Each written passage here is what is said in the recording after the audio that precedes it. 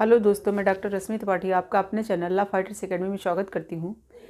दोस्तों, आज के सेशन में मैं आपको बताने वाली हूँ कि मान लीजिए कोई ऐसा पर्सन हो जो शादी का झांसा दे के किसी लड़की को शादी का झांसा दे और उससे शारीरिक संबंध बनाए, या फिर जैसे कोई ऑफिस वगैरह में जो औरतें काम करती हैं, लेडीजें काम करती हैं, तो कुछ जो रहते हैं और उनके साथ काम करने वाले मेल पर्सन वो क्या करते हैं कि उन्हें प्रमोशन का झांसा देके उनके साथ गलत रिलेशनशिप बनाते हैं, फिजिकल रिलेशनशिप बनाते हैं।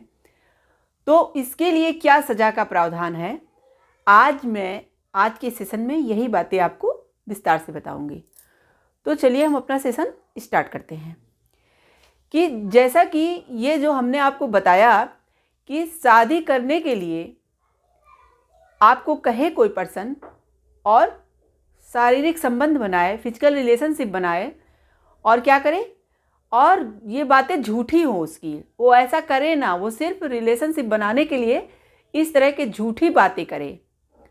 और इसके साथ ही साथ कभी हम लोग देखते हैं कि जैसे कोई लेडीजें होती हैं वो ऑफिस वगैरह में वर्क करती हैं, तो कभी कभी क्या होता है कि उन्हें कोई मेल पर्सन यानी उनका बॉस ही, जो मेन कर्मचारी वहाँ का मेन जो है बॉस होते हैं, वही लोग या कोई और कर्मचारी जो उनके साथ कार्य कर रहा है, कभी कभी ये कहते हैं कि तुम मेरे साथ फिजिकल रिलेशन में रहोगी तो मैं तुम्हारा प्रमोशन करवा दूंगा। इस तरह के कई झांसे देते हैं और लड़कियों के साथ गलत काम करते हैं।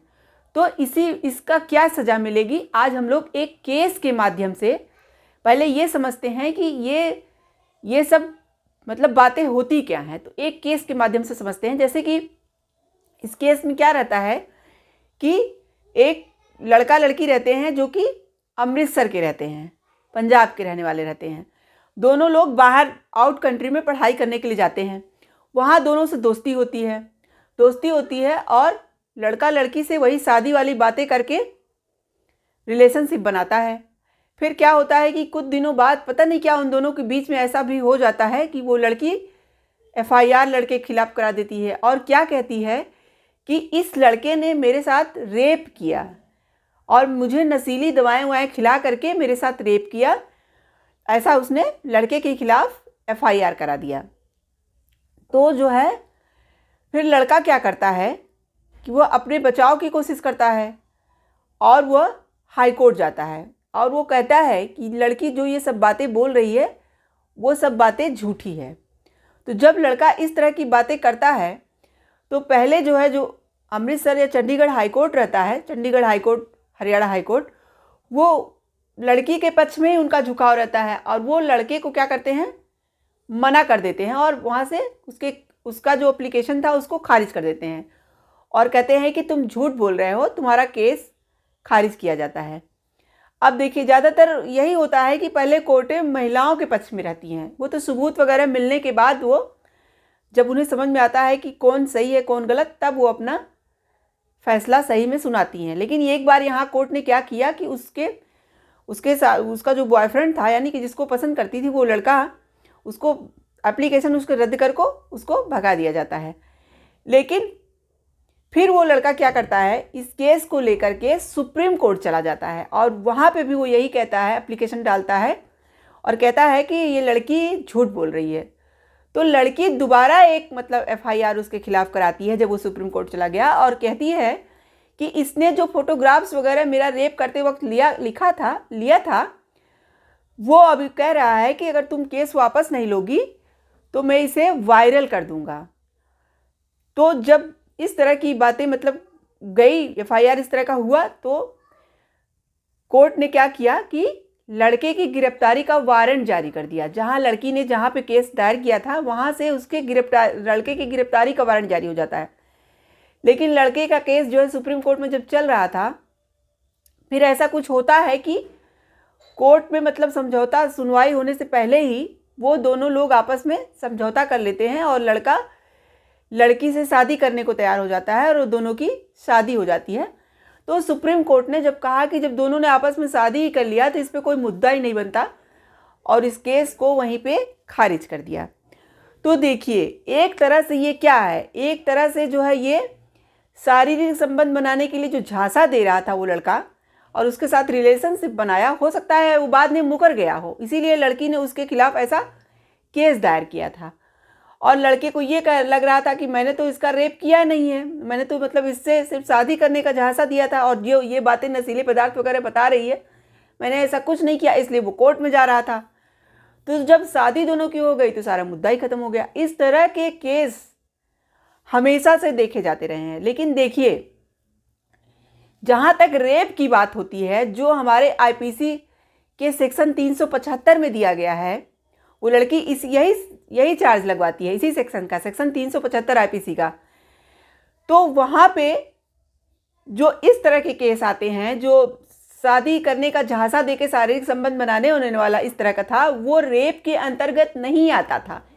लेकिन हमारे आईपीसी में इस तरह का कोई नियम नहीं बनाया गया था कि अगर इस तरह के मामले आ जाते हैं जो रेप से संबंधित मतलब नहीं होते हैं, वो सिर्फ धोखेबाजी वाला रहता है मामला शारीरिक संबंध बनाने का, तो वहाँ पे क्या होगा। आईपीसी में देखिए एक सेक्शन 90 था, 90, उसमें थोड़ी सी बातें बताई गई थी, लेकिन वो पूरी तरह से ऐसे मामलों में लागू नहीं होती थी। तो कोर्ट भी ऐसे मामलों का जजमेंट देते समय बहुत परेशान हुआ करती थी कि ऐसे मामलों का क्या किया जाए। तो देखिए, जो हमारा नया क्रिमिनल लॉ बन के आया है अभी, जो कि जल्द ही लागू होने वाला है, तो उस क्रिमिनल लॉ में जो आईपीसी की जगह बीएनएस बना दिया गया, जिसका नाम तक चेंज कर दिया गया है, आईपीसी की जगह हो जाएगा भारतीय न्याय संहिता 2023। तो ये जो भारतीय न्याय संहिता है, इसका सेक्शन जो है, इसमें एक अलग से रेप केस से अलग एक सेक्शन डाला गया है, सेक्शन 69।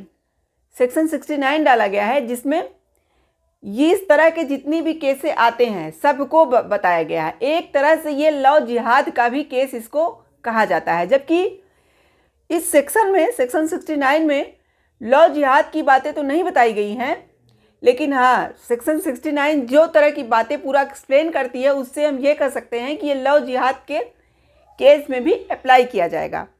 अब देखिए, जो आईपीसी में जो सेक्शंस नहीं थे, उसको इस नए क्रिमिनल लॉ में बीएनएस में डाला गया है। तो क्या डाला गया है? सेक्शन 69। और अगर इस तरह का कोई पर्सन किसी महिला के साथ धोखा करता है, या ऑफिस में किसी महिला के साथ धोखा होता है कि उसे प्रमोशन वगैरह देने के लिए इस तरह की बातें की गई, या फिर कोई शादी का झांसा देने के लिए इस तरह की बातें करता है, तो उसे बीएनएस के सेक्शन 69 के अनुसार अपराधी माना जाएगा और 10 साल की सजा का प्रावधान है, और उसके साथ ही साथ फाइन भी देना होगा। तो ये जो हमारे आईपीसी में नहीं था, इसका अलग से सेक्शन, इसको अब अलग से सेक्शन के रूप में डाल दिया गया है।